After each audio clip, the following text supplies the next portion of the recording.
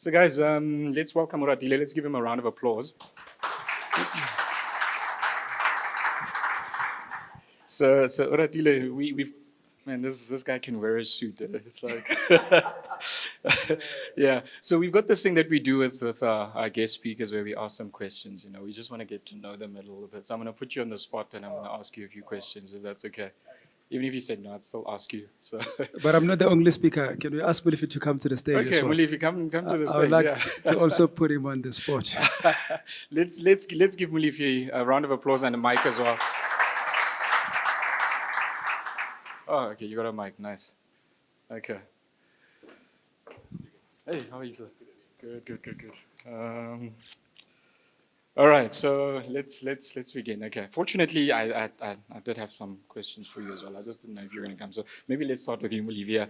What is your favorite thing to create, Molifi? That's a tough question to be asked in the morning. But if there's something really, that I would like to create, that I will enjoy creating, will be a Formula One car, Okay. a racing car. Yeah, Nice. there's a lot of technology in that space. Yeah. It's amazing, what we can learn from Formula One. As an example, how long does it take you if you go to the tire shops, to get even say hello, say do you need help? How long does it take you compared to how long does it take to change the 4 tires on a Formula One car? So I'll leave you with that thought. Yeah. Nice one. And then for you, Oratile, what is the one job you will never do?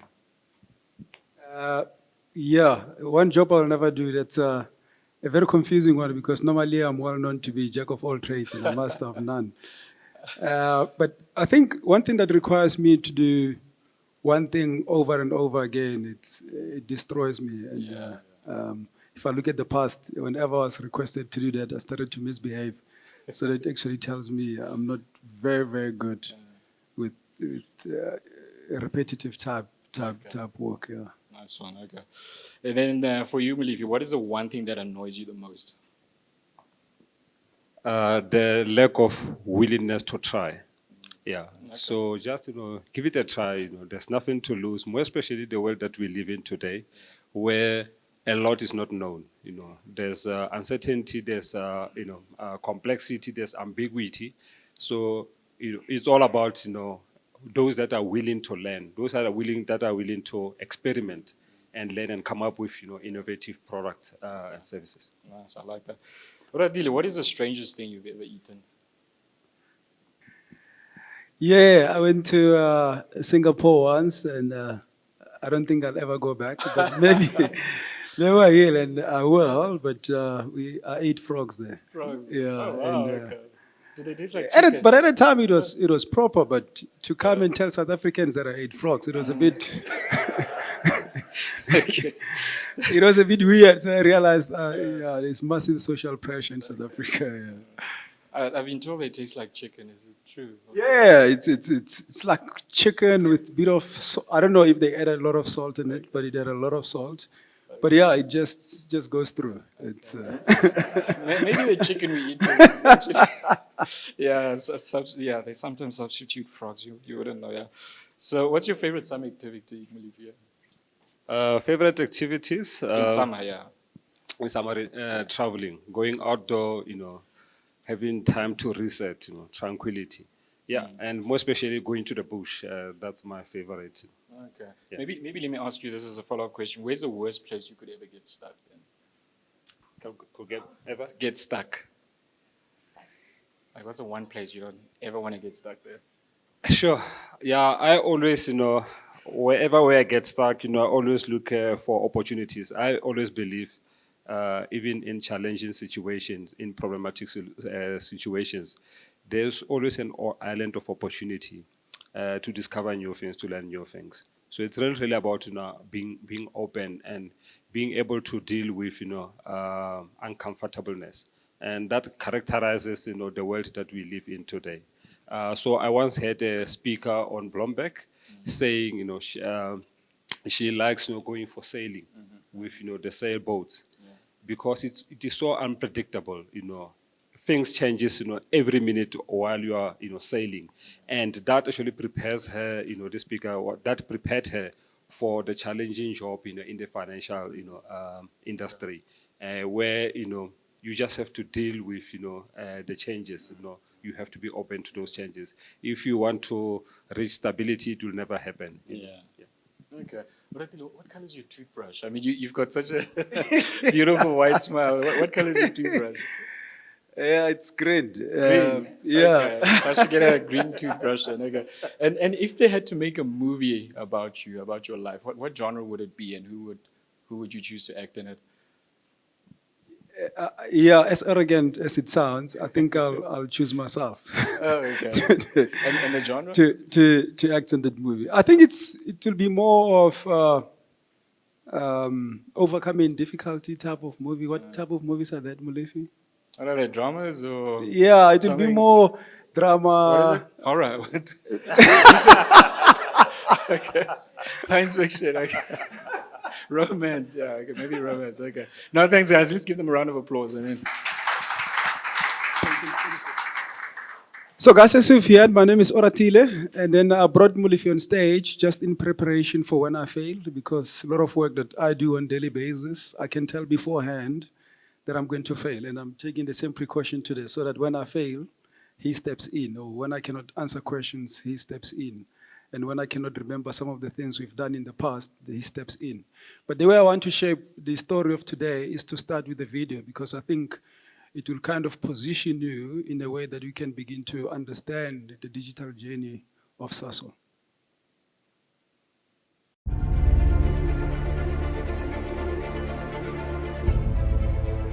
Once upon a time, business as usual was often good enough. No more. Where we are going, good enough is dead. In a world where everything is connected, where everything is equally excellent, where performance is reaching perfection, there's only one space left to innovate in: you. Right now, you are a central point in the raging tornado of change fueled by digitization, mobilization, augmentation, disintermediation, automation. Well, the list goes on. Science fiction is becoming science fact. Think about self-driving cars or computers that can learn and think. The way we work will never be the same. The skills we need will be dramatically different. Winning or losing are now happening faster than ever before. So what's your response? How will you discover new opportunities in one of the most transformational times in human history? Are you driving change, or are you being driven by it? Disruption has become the new normal. With change, it's always gradually, then suddenly, well, things really have stopped happening gradually. This change is exponential. Everything that used to be dumb and disconnected is now wired and intelligent. Cars, cities, ports, farms, even our bodies will be wired with sensors and will talk to each other. These game changers are also combinatorial. They amplify each other, creating a perfect storm of change. Quantum computing fuels big data. The Internet of Things fuels artificial intelligence and deep learning, which fuels robotics. However, anything that cannot be digitized or automated will become extremely valuable. Human-only traits such as creativity, imagination, intuition, emotion, and ethics will be even more important in the future, because machines are very good at simulating, but not at being. Yes, robots and software will do some of our work, but this will allow us to focus on things that cannot be automated. To imagine change squared, you've got to start engaging more with what might be, not just with what is. Immerse yourself in the immediate future, 5 to 7 years out from today. We need to go beyond technology and data to reach human insights and wisdom. Technology represents the how of change, but humans represent the why.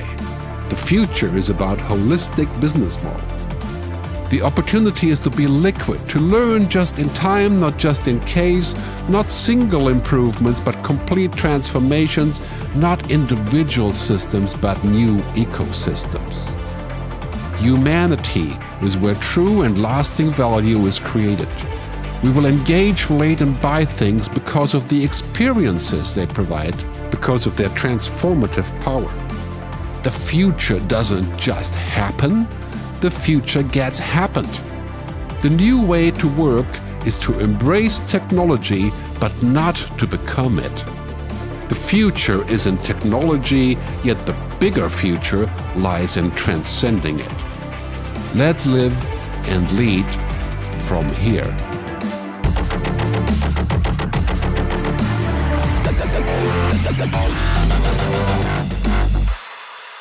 So, ladies and gentlemen, to begin with, our journey at Sasol was not something that we chose to do.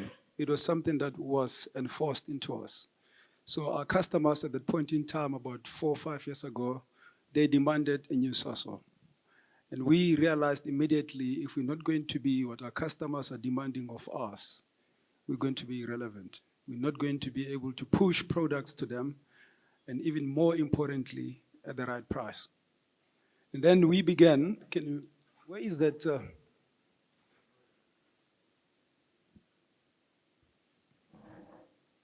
When you want technology to work, it doesn't work. Am I going backwards? Okay, sorry. And then we began to listen to our customers, to really understand why our customers demanding things that they never demanded of us.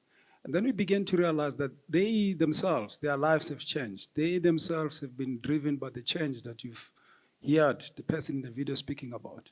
And hence, once they do that, and there are people who can actually offer them some of these changes, which, for an example, is B2C solutions in a B2B world. If you've paid a closer attention in terms of how customers are demanding things from you now, you'll realize that even in a B2B space, B2C things are the things that are actually accentuated.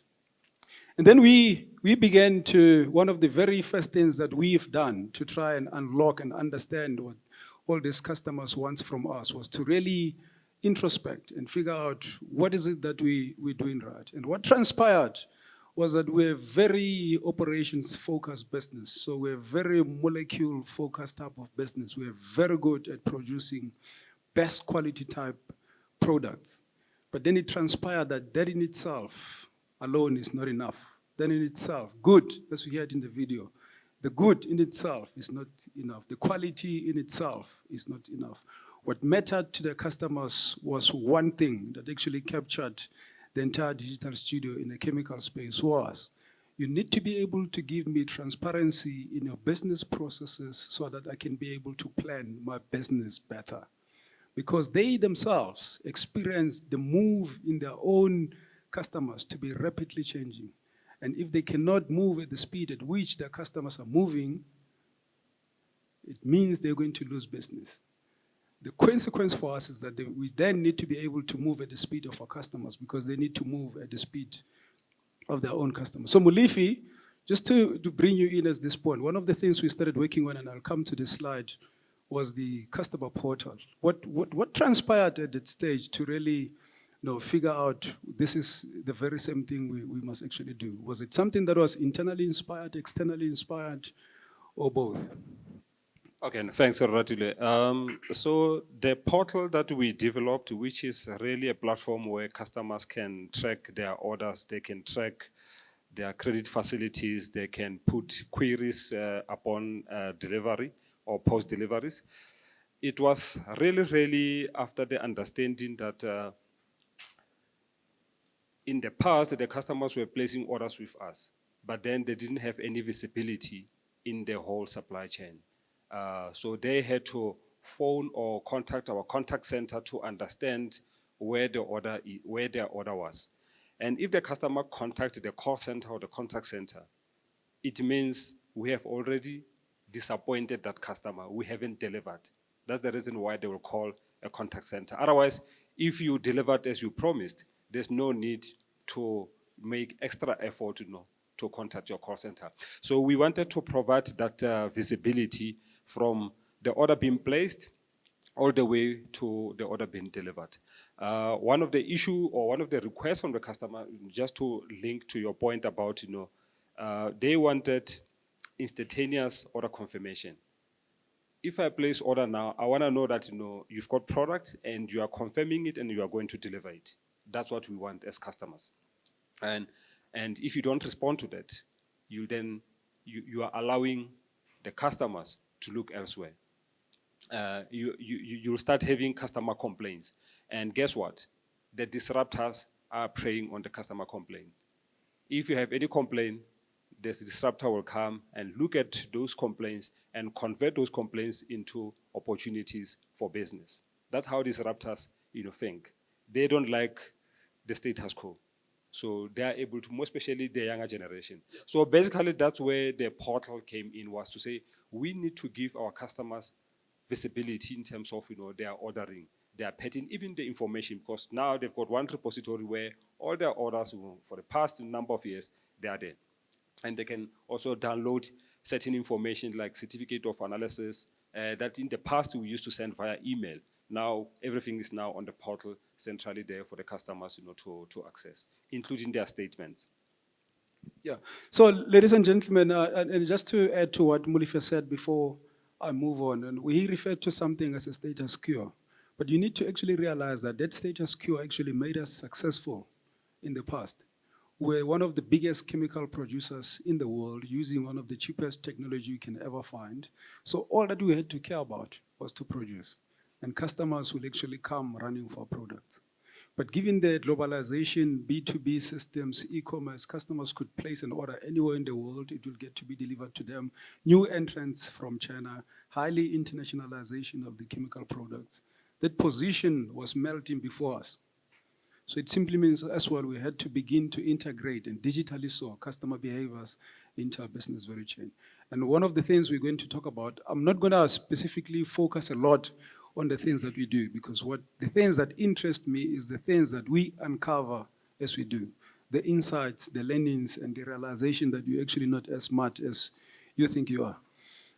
So when it comes to this, one of the things I want to really deep into is, when the portal began, and it's actually, I think, any person who operates in the digital space will begin to understand. So once we've developed the portal, and post that, we had to think about how do we then come up with things that will actually be able to interface with the customer. You spoke about the customer complaints, and we began to develop that system.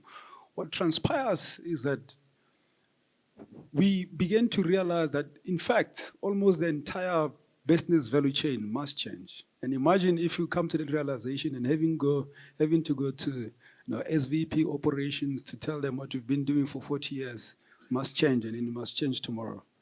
And this is why, and that's why data is very important. If you have an online visible customer complaint system, it simply means if you don't change your internal operations, even the errors that customers could actually not see before, now they can be able to see them. Instead of showing customers that there's 4 errors, your system, because it's interconnected, it shows that there's now 80. So that doing and in self-discovering that forces you to fix the foundation. So forces you to rewire your business in a way the customer demands you to. And an example is this. So if an issue, for an example, is about product quality. So it simply means you must have a team in operations that handles product quality. The way you handle your qualities must change. You can then begin to see the shift from operations type-centered to customer type-centered orientation.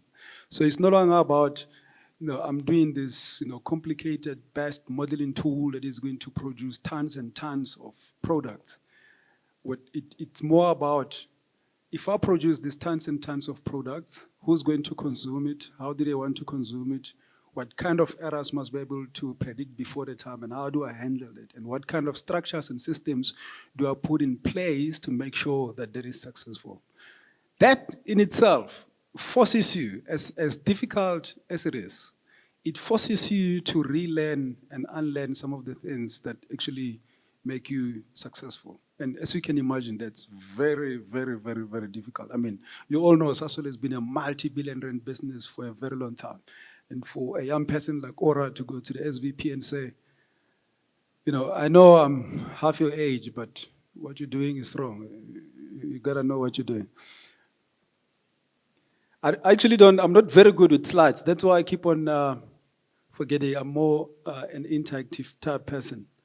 Technology, in the day where technology is supposed to work, it's not working. Am I going backwards again? Sorry, apologies. And this slide will just trigger me to speak about some of the experiences that I've already spoken about. I've spoken about the queries and complaints and how it forces you to do other things that you were not necessarily prepared to do. And one of the things I can also share here is that when it comes to products and production and making sure you can be able to deliver to customers when they want, it simply means you must know beforehand when they're actually going to place that order. So it simply means you must have studied the customers. You must have done some very deep analysis of how they're going to behave, what product they're going to want, and after they order a certain product, what are the consequence type products they're going to order. Because you begin to, as you deepen yourself into how they behave, you deepen to understand that there's some interlinks that they actually not necessarily telling you because they cannot tell you. So you start to realize these patterns like, if customers order this product 2 months down the line, he orders that. And it's a pattern that occurs over the years that should tell you something about how they operate. And then you begin to position yourself to actually make that product available already at their doorstep. Just because you now put them at the center. I'm going backwards again, I'm sorry. And then in terms of I've taken you through what happened to us. And then I'm going to speak through some of the mechanisms we put in place in terms of what are we going to do, how we're going to measure ourselves over what period of time. And then through that, we'll also share a lot of nuances and learnings, and I'll bring Molifi in to share some of these things. So we realize we have different set of customers that are connecting to us in a different way. And I think it's also an opportune time to speak about these two things and actually combine them and share some of the nuances we learn once we begin to actually integrate. And I'll do that by telling a story. So different customers have different preferences, like people have different preferences. And that's actually a new thing. In the past, a large group of customers will behave in a different way. And maybe one of the best things to do is to share this via story. So when we did a lot of work in the predictive pricing space, because one of the things that characterizes the chemical markets is that it's not like you go buy something at Pick n Pay in Johannesburg and then another Pick n Pay in Durban and the price is the same. It's not. Different prices across different regions, and that is depending on different characteristics of what is happening at that point in time. And in us trying to actually figure out what is happening in the pricing space, we actually stumbled into something, and I'm not sure if it was by design or by mistake. So myself and a friend of mine, we readers. So we discovered that we bought the same book from Amazon, a day apart. And that book actually had two different prices. He paid a different price, and I paid a different price. And when we engaged through a digital studio point of view, we realized the technology is actually turning the economics theory on its head. So your supply-demand curves are very different. You have your personal supply-demand curve. The person next to you has got her own supply-demand curve. So Amazon, in their bookstore, even you and I, if we go buy a book now and purchase the same book, we're going to get different prices because of how we behaved in that system across different times. Your price must be lower, my price and mine might be higher. And the lessons from that is, in the chemical space, do we adopt the aggregated global prices, or we sink our teeth in deeply understanding specific customers and creating specific demand curves and prices to that, and how is that going to interact with how they interact with other customers? So you can begin to understand the complexity. We haven't really nailed it to that degree yet, but I'm just trying to showcase the complexity that is beginning to exist, and it forces us to ask different questions. And those questions are, do we still need to rely on all the theories of economics, all theories of how business is run? and so on. So Molifi, in terms of predictive pricing, what transpired there? What inspired the predictive pricing space? I mean, one of the many great stories I've heard there is, once you predict what the price will be in 6 months' time, then you can be able to hold stock and be able to position in that region at the right time and in the right place. Thanks, Ora. So our manufacturing hubs are South Africa. South Africa still remains the Sasol biggest, manufacturing region, followed by US. Once we have completed, our new plants in US, that will also be significant, to the organization. And then we also have operations in Eurasia.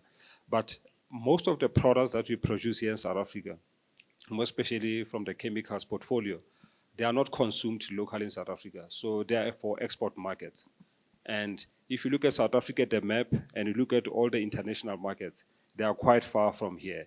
So there's a lag, from when you move products from South Africa to the international markets. And during that time, during that lag, things can happen with your pricing. So our model is, we move products, from South Africa to our regions, where we still own the product, and then we sell to the final customers. So a lot can happen, between that time when you move the product, when you allocated the product and you move the product to the region, because you don't know what the prices will be. That's the world that we live in. So the predictive pricing is giving us the ability to predict to a certain level of accuracy what will happen with the prices, in that region. And then we're able to make informed business decisions in terms of where we need to be moving the product, where we need to be allocating the product. As you can understand, certain products, there's a constraint. We don't have unlimited supply. We do have limited supplies. So as an organization, we have to maximize, the profitability of each and every part of our value chains. Great, thanks, Molifi. You can ask questions anytime, and before you do that, I actually want to bring you in, because I understand we have a lot of SMEs here, and I think there's a lot of, from what you've spoken about already, there's a lot for you to actually take in. So you've understood by now, you understand by now that Sasol is doing the things that we're doing now, not only because we actually want to, but because our customers are demanding that of us. And the question to you is, if you listen to a Sasol story, as your customer, what is it that you're going to do? What is it that you think Sasol actually needs, and how can you provide that? I mean, just from the examples that we've spoken about, you can be able to position yourself and say, is there anything, for an example, that I can do in supply chain efficiency? Because moving these products to the right place at the right time, at the right price, you need to have a certain foundation that must work for you. So the issue of supply chain is a highly debated issue across the globe, and it's a new thing. They call it supply chain 4.0. So what, a small portion of supply chain, whether it is orders allocations, whether it is moving a product by rail or by train or rail or road, because there's different nuances that exist there. If you move with a road, there's a certain risk that you must accommodate. If you move with a train, certain risk you must accommodate. And what will that risk mean to your customers? So those are type of insights and solutions we would be looking forward to from the SMEs to say, it's no longer about, hey, Ora, can you figure something out for me? It's about, Ora, I understand your pain point, and this is how your pain point is, and this is the solution I can offer to you to solve this pain point. And that pain point is not even Ora's pain point, it's customer's pain point. And before I move to the next slide, one of the things that, we'll talk about this, one of the things that we've learned as we begin to deepen ourselves in this digital space, and I think Molifi is actually very, very good with this transformational type aspects and how, design thinking, how to think, how to, solve problems creatively. One of the things that actually transpired is that although these customers are demanding specific things from us, those things are not what they seem. So our customers themselves, to some degree, don't necessarily understand what they want. They do, and maybe the difficulty is with them to explain. And I think one of the best ways to explain that is sometimes customers will order half-inch drill bit, only to discover that they actually wanted half-inch hole. And half-inch hole and half-inch drill bit are two different things. And this speaks to the notion of being as very as close as possible to our customers and working with them on a daily basis to really understand what is it that they want to solve. And the message to you is, the old way how SMEs operate, by having their offices far away from us and coming to us on a weekly basis and asking us what problems we're trying to solve. I'm going to actually give you a wrong problem.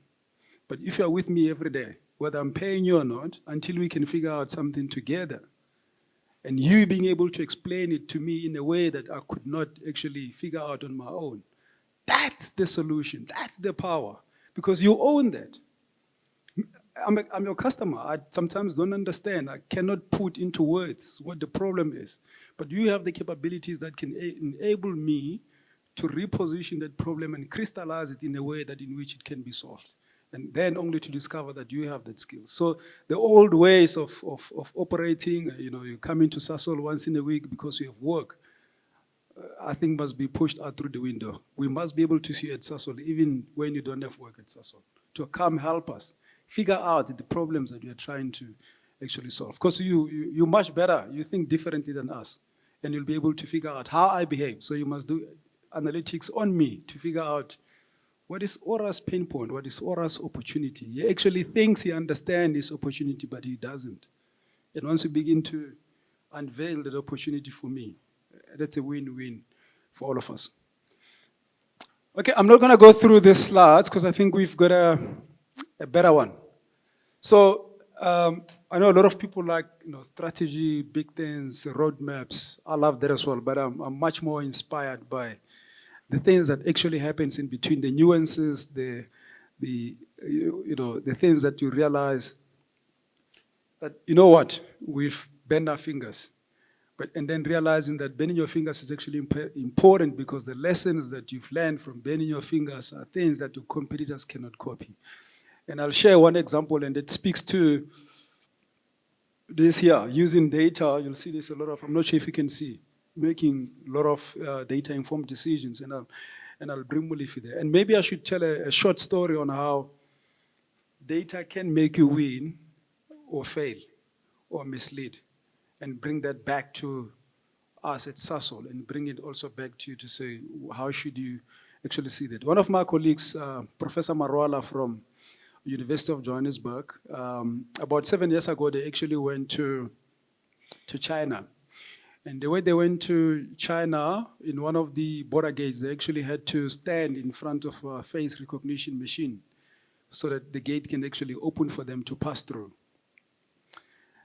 He was with two friends, and for a lack of a better word, allow me to use, like white people.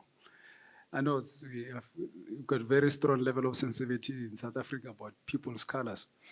So you had to, look at this thing, and it looks at your face, it looks at the picture on your ID, and if your face matches your picture on ID, then the gate opens.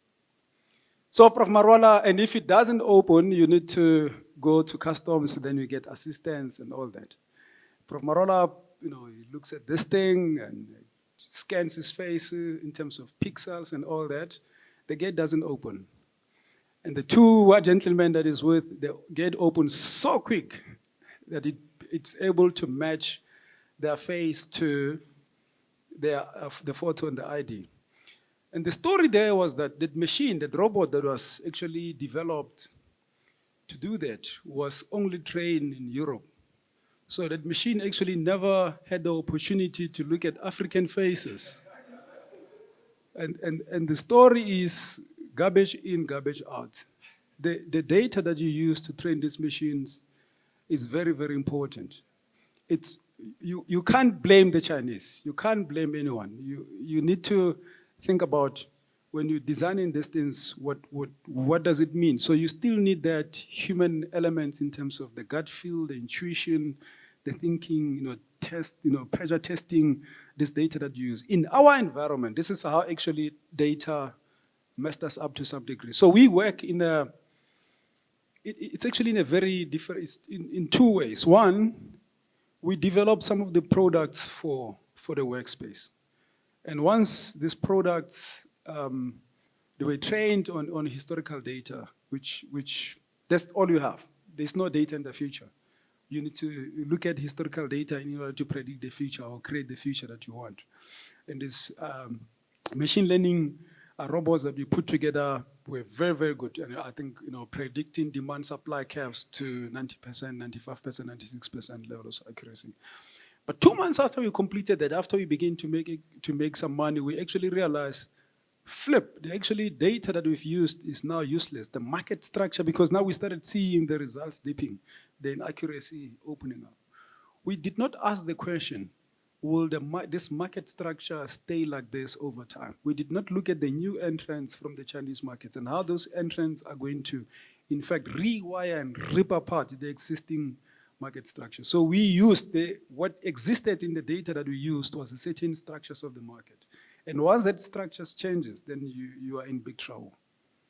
So some of the things we need to ask, as much as technology and data is that very, very important, you still need to ask those critical thinking type questions. And the other scenario is it's got to do a lot more with people, and I'll bring Molifi in. So the way we develop products, we put together small squads. It's called a Scrum Squad. So you've got a product owner, you've got Scrum Master, you've got a development team, which are your data scientists, those funny guys with tattoos. That solves everything. They eat data, they sleep data. But one of the things in one of the products we developed was very funny. So every time you ask a group a question, they're pointing to one person. Now this guy might understand it better. The following day, the same thing. And then you begin to realize that how you put together your team actually influences the outcome of the product. We ended up with a product that resembles a certain human being and not resembles the solution. So how you put a team together in terms of certain personalities actually impacts on the solution that you're going to deliver. You might not be solving problems, but you might be actually putting together a solution that is in someone's head, one person's head in the team. And that's very wrong. So the lesson for us there was that white male that our HR system sometimes reject from an EE perspective is very important from creativity point of view. That black guy from a farm that doesn't necessarily get a lot more opportunities at the time. We actually need that different thinking. That Indian guy from Durban that gets accused of many things, we need that person. So we need to think beyond our processes, beyond legal aspects, although being legal in terms of how we put these things together. Because the solutions that you put in place might be solving something that is in somebody's head and not what you're supposed to be solving. So Molifi, from creativity point of view, problem solving, how should we have dealt with that? Because I actually had an egg on my face when I realized, when I started to ask lots of questions, this product that we developed, it's not what we wanted to solve. It's something that existed in somebody's head, and that person just happened to be dominant in the team. How do we ensure that the team dynamics from rapid development point of view that... Okay, Ora, thanks for that question. I'm going to answer it briefly because the program director is looking at me. Oh, sorry, apologies. And so I think you have brought a very important aspect. You have to put the customer at the center. So when you talk of design thinking, we are saying put the customer at the center and drive your development from the customer. Understand the customer's pain point. There's a word that we use, we call jobs to be done. So if you understand exactly what the customer wants to achieve, then you'll be able to come up with a very comprehensive solution rather than a solution that treats the symptoms. So by putting the customer at the center and co-creating with the customer, and that's a journey that we have actually walked, where we brought in the customers, they were part of our processes, they were part of our solutions review. That way, you actually avoid, getting someone's, ideas being implemented, because that person cannot really, articulate, exactly the customer's needs. So it is important, that, you follow what you call customer-back approach. So as a small businesses, I'll highly advise you, And there's always opportunities, there's always areas where you can help us to become more efficient, to reduce costs and so forth.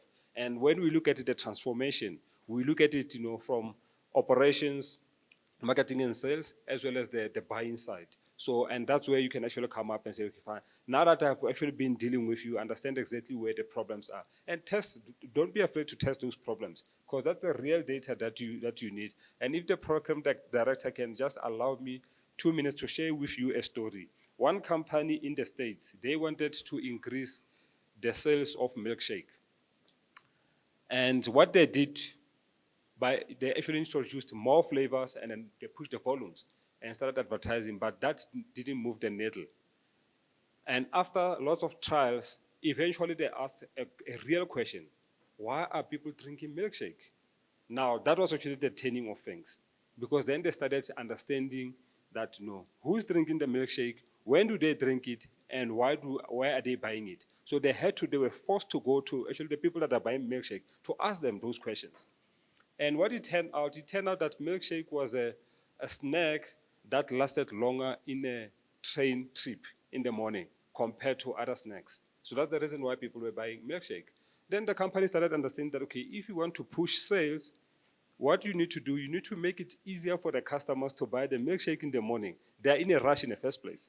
They are rushing to work. So if the process of getting milkshake is cumbersome, I'm not going to buy a milkshake. So they started then looking at vending machines, payless cards, and so forth. And the milkshake sales started ticking up. And even the advertising, how can we make your trip with strawberry milkshake? I mean, those were now targeted, advertisement. And people were now, they were preaching their message to the right people. And the sales just kept on increasing. So that is why it is important to understand jobs to be done. What it is that the customer is trying to do. Once you can understand that, you are in the money. I think just to close off, we actually owe 5 minutes over time. I think my message to you as SMEs here is that I'm pleading with you to actually begin to do analytics on us as Sasol, because once you figure us out, you're going to help us to be successful. Thank you.